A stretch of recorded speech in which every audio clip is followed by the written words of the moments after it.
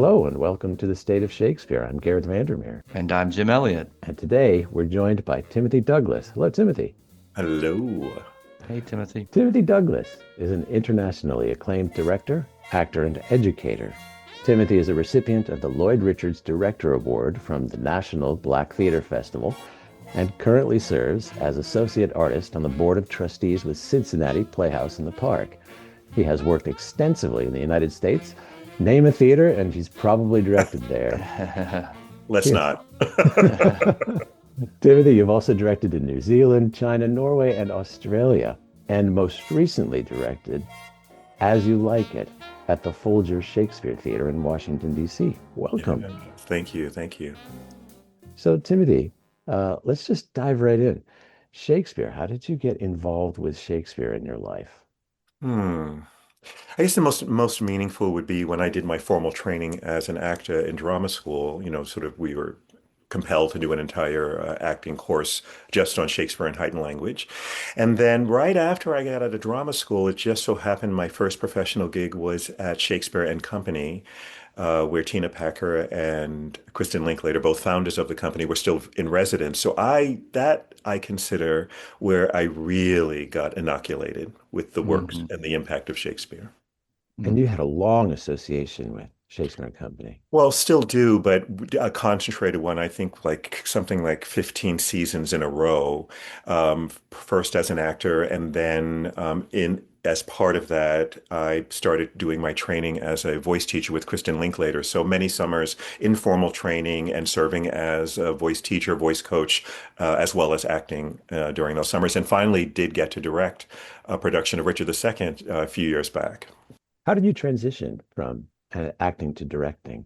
That's a very common question asked of me. So it really was a full stop. I had made my way to Los Angeles. I thought it was time to try to make it in film and television. And once arriving, it was made very clear to me LA could not have been less interested in me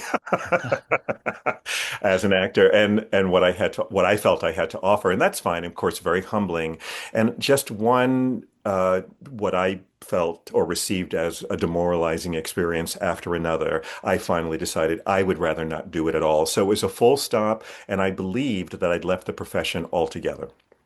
And so here I was in Southern California, diehard New Yorker in Southern California. And man, it happened. The very stereotypical finding myself really got on a solid path of exploring my spirituality, whatever that means. For me, it was very specific.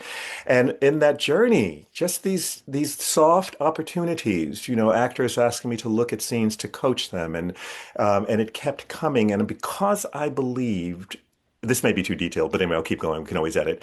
I believed that I had nothing to do with the profession anymore. And I kept saying, no, no, no, I don't do this anymore. No, no, no. And one of my teachers, spiritual teachers, was constantly saying to all of us, you're so caught up in your head about what your plans are, what you are and what you're not. And what your purpose is trying to get to you, but you can't receive it because you're so focused on something else. And I thought one day I'm like, well, no. Is it that coaching, directing thing? And so I promised myself the next time I was asked to serve in that way, I would just say yes. And it happened to be I was teaching at USC, teaching voice for actors, and I was asked to direct a production of A Raisin in the Sun for the school. And I completely, from practice, said, "Oh no, I don't do this anymore." And then Breaking your vow. so then the next day, at the time, all eight Black students in the theater department, because now we have enough to do A Raisin in the Sun, they came to my office and said, "Listen, if you don't direct it, you know what happens." And I thought, oh, yes. So certainly I can serve in this way, and remembering what my promise was to myself. So yes, yes, yes. And we did it. I had a great time. I certainly felt confident getting a student group of actors through a production of A Raisin in the Sun. And that was it. Well, somebody saw it and inferred that it was a professional director brought in to work with the students and inviting me in for a meeting. This was at Center Theater Group in Los Angeles. And so, I went thinking I was being asked to consider being vocal coach for the productions. And it was a very bizarre conversation, as you can imagine. But three productions later, thinking I'm the vocal coach, realizing, oh, they're grooming a director. They gave me this opportunity as assistant director. I didn't know I was assistant director, and were grooming and giving me an opportunity that I wasn't even seeking. Well, being the adventure junkie that I am, I just kept going, not thinking there was ever going to be a career. I'll just have my fun, and when this is over, I'll figure out what I'm doing with my life. And that was 30 years ago. Oh, that's amazing. That's you so you sort of just snuck into it. I mean, I was minding my own business. right. I just sort of a door opened and I walked right in. Right through. Yeah, that's great. Hey, can I take a second to go back to that very first time that you first encountered Shakespeare? Because I am in the position of introducing Shakespeare to many, many students Sure. on a almost monthly basis, and they're also terrified. What was your feelings as you stepped into that classroom and stepped into this world of Shakespeare for the first time ever, not having uh, been really exposed to it? Well, in my training, I don't think I was the only one that felt intimidated. And we had a wonderful teacher, David Hammond. I went to drama school at Yale. And he was a remarkable, remarkable individual in many ways. His command of language, structure of language, how he teaches it, really gave me confidence of having a foundation that certainly at the very least I could get myself through an audition. And if I were lucky to get cast with a good director, I could certainly get my way through it. So he gave me great confidence and belief that I could achieve professionally what was required. But it was when I got to Shakespeare and Company where Tina Packer and Kristin Linklater fully disrupted all of that for me. Not to undermine my sense of confidence, but what I now understand is I had misplaced my confidence. And again, I'm doing bastardized version of what I received from these two women, but I remember Tina talking to a group about why she decided to come to America and found a Shakespeare company. And in her travels, in her studies, and how she organized things, it was American actors, particularly American actors of color, who were most suited to speak and embody the words of Shakespeare since the Elizabethans. And Hmm. she went into great detail about why that was, but it wasn't an intellectual exercise. It was in the body assurance, and it was proven to her over and over again every time she was working in America. And so that gave me a new kind of confidence. Oh, this is mine. This is mine before current British actors, and I was always felt comfortable in the hands of Tina. And then she and Kristin got together, and Kristin aligned beautifully with her approach of freeing the natural voice. And so the way the work was constructed at Shakespeare and Company between the two of them, it just sang to me. Because we learn Linklater voice at drama school, and of all the things, all the classes that I had, that's where I felt the most at home. And so it was just a perfect place to land after drama school was at Shakespeare and Company. It was a production of Antony and Cleopatra in which I played the soothsayer. And, we just lived and breathed, and really didn't spend a lot of time in the head with Shakespeare. So it was, as I came to understand, all language, all communication does source in the body. It is the brain that's there to go, oh, what is this? And then to go, oh, I think this is what this is. But it's not, I look at through the lens of, the brain is not there to dictate how we move through life, but specifically Shakespeare and the performance of Shakespeare. It comes from the body, and then we allow the brain to organize the thoughts and movement. So I think that's a lot anyway. So it's just the ownership that I was bestowed at the knee of Kristin and Tina. Once I accepted it, it has remained my ownership. Hmm. Timothy, you credit Tina Packer and Kristin Linklater as being formative mentors or educators in your life in theater. There's another obvious one, reading your bio and other interviews that you've given, August Wilson, Mm. um, who's a playwright with whom you've had a long association. How do you view your association with August Wilson and his body of work today? Well, today, yesterday, and always, there is no Timothy Douglas director without August Wilson. So I'll try to be brief, but my first year at drama school was the year that Lloyd Richards, who was running the drama school and the Yale Rep at the time, introduced the world to August Wilson. And that first production was Ma Rainey's Black Bottom, and it was practice at the drama school that, where appropriate, student actors would either get roles or at the very least understudy the productions at Yale Rep. In my first season, I got to be the very first understudy for the role of Sylvester in Ma Rainey's Black Bottom. And so now August Wilson, of course, was always great and was always a genius, but in that at that point he was not August Wilson with a capital A and a capital W yet. So it was just this extraordinary poet turned playwright that I got to sit in the room and between he and Lloyd talk about the plays, but more importantly, they had August had written, taking nothing away from his brilliance, but it does feel channeled, that he found a way to organize Black voices in the American theater vernacular that, like my description about Shakespeare ownership, for the first time in my life, I felt ownership as a Black man in the theater. And really for me, this is the early 80s, it's the first time there was something so authentically Black American on the American stage. I'd never seen it before. Of course, we have Raisin in the Sun and Great Place like it, but not but. And what August is and was able to do was construct the language that it was just, there was no distance between the Black person and the language being spoken. There was no interpreting needed. It just felt mine. And so, as an early drama student, to have that to be a part of my experience, because had it not been that, my entire training would have been a Eurocentric experience. And I would be left to myself to figure out the Blackness of it for myself. So it was a great gift that I didn't understand until many, many, many years later. Okay, so then the following year, my second year, came along Fences. And I was the first, of all things, not Corey, I was the Gabriel understudy. Gabriel's the brother who is dealing with a mental challenge. And so all those lines were pretty non sequitur. And there was a lot more in that original production. It got whittled down finally by the time I got to Broadway.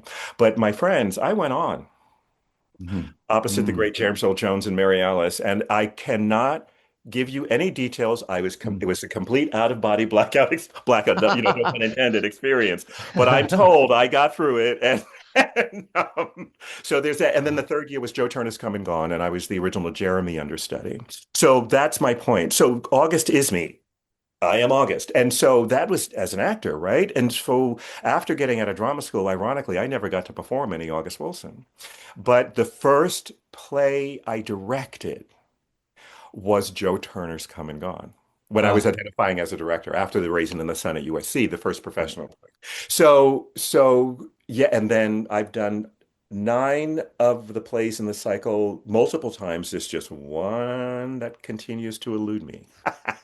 Which is? Ma Rainey's Black Bottom. Oh, well, I imagine it's going to get done a lot now that the movies come out and all of that. But Oh yeah, no, it's actually well, like cycles, August kind of in the regional theater was not being as produced as much, but actually it seems to have come around again. We're in another renaissance, and I can tell this tale. I can't name names, but I there's no contract signed, but I have been asked. Finally, I will complete the cycle with Ma Rainey's Black Bottom next season. oh, fantastic. Oh, that's so great. I've always referred to August as a language playwright. Uh, and so is there commonalities between Shakespeare and August Wilson that you find? Oh, absolutely. I mean, just the baseline in terms of, again, how I absorbed it and moved through the world with both playwrights, poets. I mean, just amazing poets and the way that language is organized that unleash a depth of emotional feeling and infinite number of images, life images and moving through life images. I mean, it's miraculous. And then, I mean, comparisons have been made. The rigor of the construction of language and images that it requires of the actor in performance.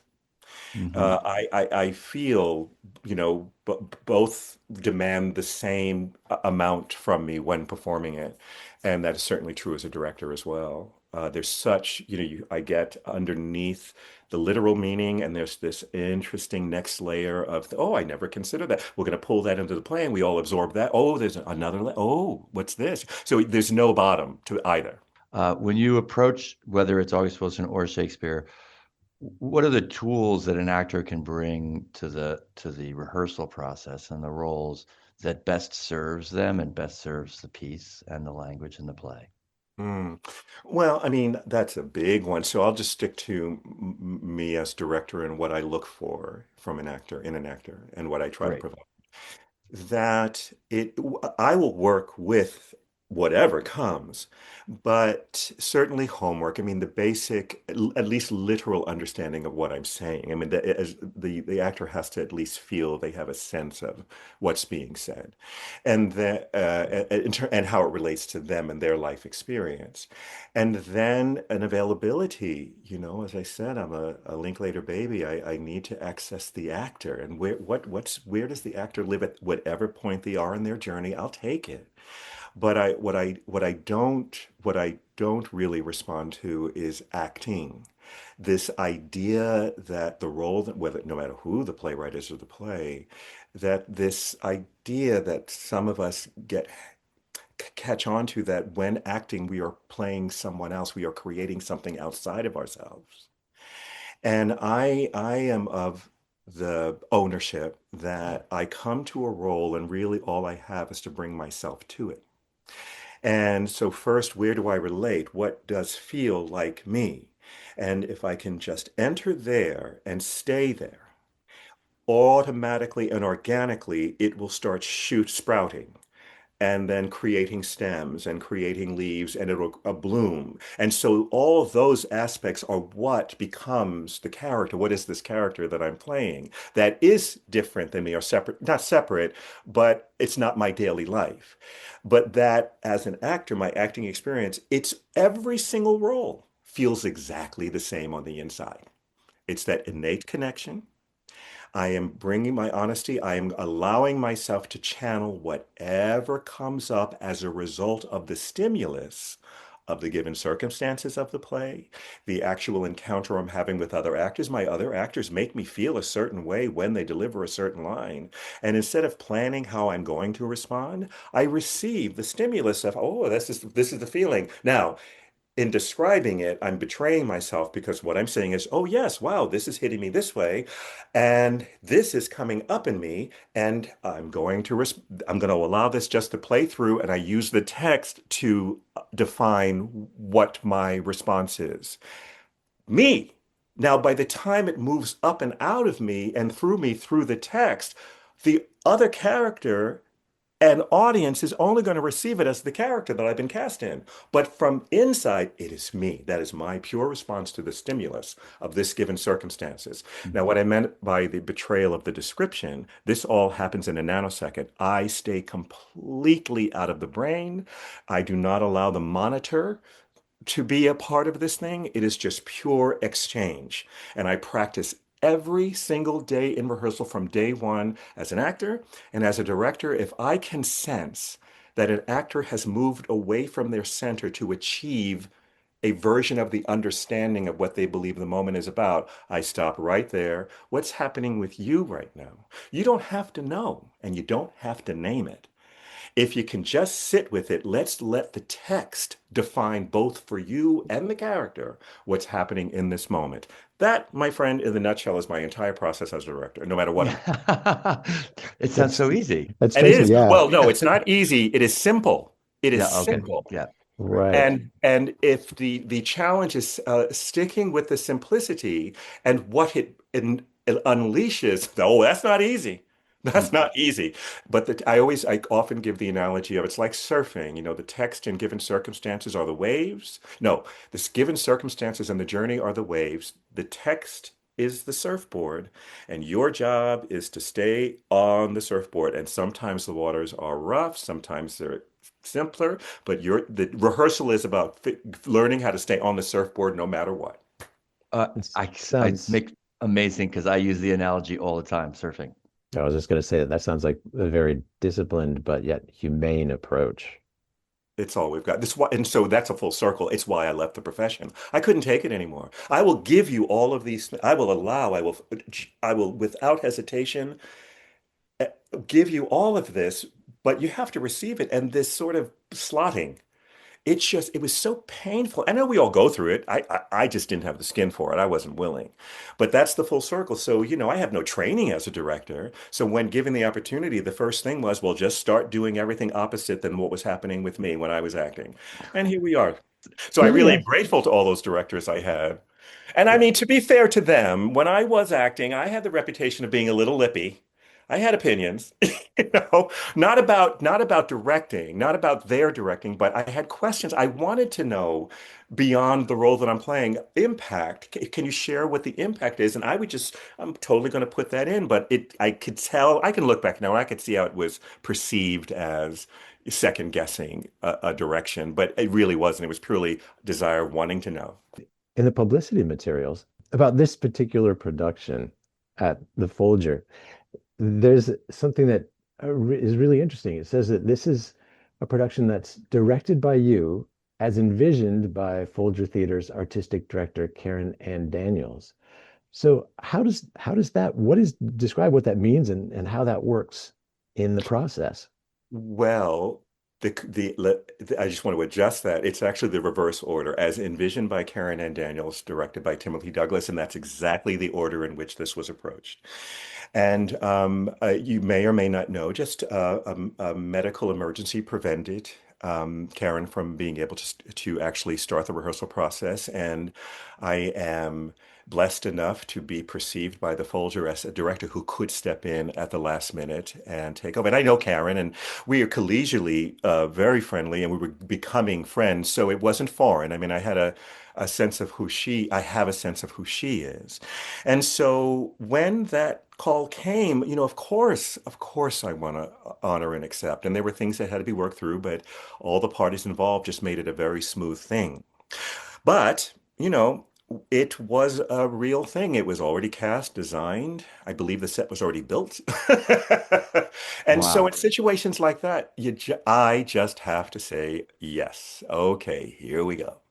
And in retrospect, I think what made the ride so smooth, and it was smooth and fun and joyous, um, was without talking about it, everyone was coming with their A game to step up to the plate in an extraordinary circumstance. So you didn't even get to cast. Did you know any of the actors ahead of time? I knew of a couple of them. And actually, there was a last minute replacement after I was hired, that actor who was cast, I know very well. I've worked with many times. That was Jefferson Russell. It's an As You Like It that's set in contemporary Washington, D.C. Yes. Um, so did you play with the words in the text? Was it altered? How did you Okay. approach that? Karen Ann did adapt, and there was some text contemporizing of certain areas of the text. I would say, percentage-wise, 85% Shakespeare, 15% Karen Ann, and beautifully woven. And so Arden becomes some unsung neighborhoods of DC, right? And it was and it's not just DC, but like any place. But we claim homes, and think it has to be pointed out that we don't know a lot about the place that we live outside of our actual neighborhoods. And so that's one of the things, a bonus things that the production unleashes, this concept unleashes, because it's primarily DC audience and they're making that connection. I've never lived in DC, but I have worked a lot in DC and I'm very DC friendly. So I recognized everything, including a while back, I directed a production of Much Ado About Nothing that I set in the DC Caribbean community. So one of the things that made it easy to say yes to stepping into As You Like It is I kind of did the cousin version of this, right? So, Much Ado and As You Like. So I felt very familiar with the exercise. I wasn't intimidated by that. Were there any third rails?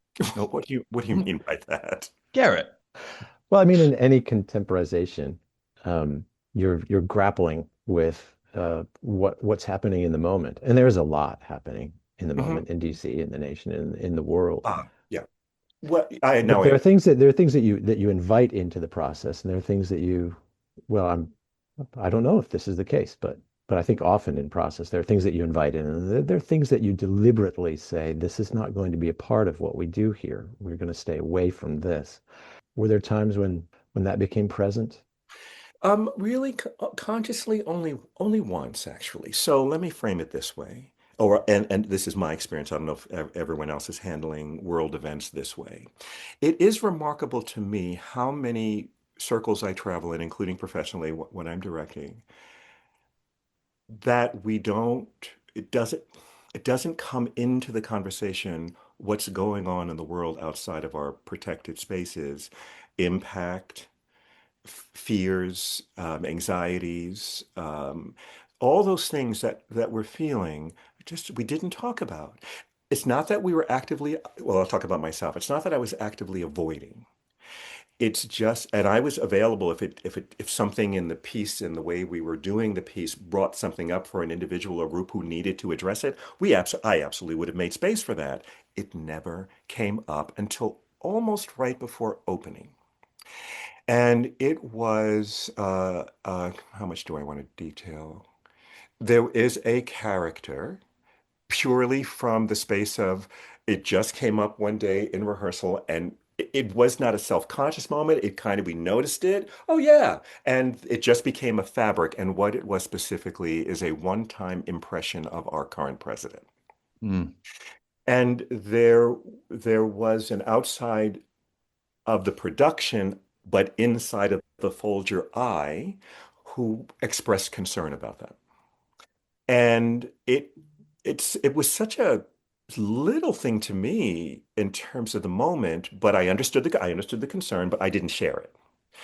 And but I got to deal with it because I'm the employee in that point. And we it was addressed and was discussed. And in the discussion within the cast, it actually brought up a whole lot more. And I guess what it brought up was now that I'm telling the story for the first time, it brought up all the energy and all the times that we were feeling the impact of what's going on in the world outside of rehearsal, but we never talked about in one fell swoop. In something as seemingly as innocuous as this, it became a third rail. Mhm. But it dovetailed into a wonderful acknowledgement of, it's amazing. We've never talked about any of this stuff. We're just doing our thing. And got through that. It was a hard discussion, but we stuck with it, got through it. And it went from we're going to take it out, and it did full circle. No, it's coming back in, and it's perfect. It's been so far with every artist, it's been perfectly fine. And the subset of that is it wasn't a conscious decision to stay away from politics, but in sticking with the task at hand, the adaptation, our love for DC, our honoring of Karen Ann, our love of the work that we just did the play that was in front of us. And I was aware when I started watching run-throughs, like, God, I'm looking out the window of rehearsal and there's the US Capitol, and we haven't leaned into any of this. Am I avoiding? And so far, again, all the performances I saw, there's no one that's come back and said, "Oh, avoiding that." And I think maybe someone had the thought, but I think the relief of I can come to a theater that's a block away from the U.S. Capitol, deal with DC, and actually have a joyous time, be reminded of what I do love about DC. I never talked about, but that's what we were able to deliver. No, and you have to sort of let the people receive the play. I mean, very much in the way that they're going to receive it. You can't. I often say that to my actresses. You can't tell the audience how to feel or what to think about this moment. You just have to let them feel and see what Yeah, happens. yeah, yeah. Um, you've chosen an interesting quote from As You Like It. It's spoken by Rosalind. It's from Act 4, Scene 1. Um, First of all, before we get to setting up the quote itself and then delivering the quote, I'm curious as to why you've chosen this quote. That quote shows me in 1987, no, 88, when I was playing Le Beau, Amiens, and Hyman in As You Like It at Shakespeare and Company, directed by Tina Packer. And I don't know if you had ever experienced The Mount, the old Edith Wharton summer home, where Hmm. that was Shakespeare and Company's first home. So we performed outdoors in her garden, and it's like literally all our entrances were from the woods. And the house is where our dressing room was, etc. And these going to places, you had to start like a full 10 minutes before your scene to walk behind the audience literally into the woods so I could make the entrance. And one night, it was the most beautiful night. The sun hadn't completely set yet, and I was getting ready to do I don't know, one of Amiens's entrance, and Karen Allen was playing Rosalind. And I've heard the quote about 100 times by that point. And as I'm walking to places, she's delivering it, and I stopped in my tracks. And at that point in my life, the part about, so, you've gained experience. It's made you sad. It is to have rich eyes and poor hands. And at that point in my journey, I felt so unmoored and unrooted in my life. And it had never been put to words before. And it kind of freaked me a little bit. And I felt in that moment, I felt I was cursed by it, that this is going to be my life's journey, and a curse had just been placed upon me. And I had to make a decision about if I'm going to stay in the theater, if I'm going to, commit to being an artist. And I have never, that has just stayed with me. And every single time Rosalind gets up, I look back, the blessing of course I chose to stay in. So sure, that was specific to Jacques that Rosalind was given that line. In our production, we call her Rosalind, that she gave for that production and that comment. And I thought, oh, well, no, but that's, that was from Rosalind to Jacques, how Jacques processed that. I very much am owning my rich eyes and poor hands. I don't need anything. I've had this amazing journey that a life in the theater has given me. So I've done full circle with this production of fully embracing and accepting this quote. All right, let me see if I can. We are going to make you read it. I fear you have sold your own lands to see other men's. Then to have seen much and to have nothing is to have rich eyes and poor hands. It would, I'm not a young man anymore. And I don't know if it's true for you and if your fathers are still on this plane with us or not, but that trying to please my father, who just didn't see how a life in the theater was going to amount to much, certainly in terms of how he looked at life. And I respect it. I respect it. Concerned about his son, I respected that. He is no longer with us. But I still, even after his death, I still am operating in the world, still trying to get my father's approval at the expense of acknowledging my own life, sitting in my own seat. And certainly now I can do it and look back. A life in the theater has afforded me great personal clarity. It has proven to me that I have impact in the world. It has afforded me world travel, seeing the lands of other men, experiencing it, living it. Tangent, I'm in the process of making a move to New Zealand, permanent move. And the first time I went, theater brought me there. And as I am at that age where I have many more years behind me than I do in front of me if I continue to live a healthy life, and that's okay. It continues to contextualize. I am so grateful. I've lived a life. I'll tell you this story because people ask me. When I was very young, I just made an assumption somewhere along the way that part of everyone's journey in the world is we get to meet everybody else. And I was like, love this idea. And I mean, I was well into my teens. I mean, I knew people died. I knew that I hadn't met, and I knew it, but I was in I couldn't place it because we're supposed to meet everyone, and I couldn't quite figure out, well, I didn't meet you yet. But then the day came. I remember when I really accepted and understood human mortality, and that in fact I would not get to meet everyone. And man, the depression that I went into for years. Still doing theater all the time. I don't remember I think it was Beckett's Endgame, a college production. I played Clove. I think that's what snapped me out of it. And when I snapped out of it, I thought, well, all right, not gonna meet everybody, but I'm gonna fucking make a dent. Yeah. Well, with the resume that I see on the page, you made a dent. You made a dent. Timothy Douglas, thank you so much for being our guest today. My pleasure. Thanks, Timothy. I'm Garrett Vandermeer. And I'm Jim Elliott. And thank you for listening to The State of Shakespeare.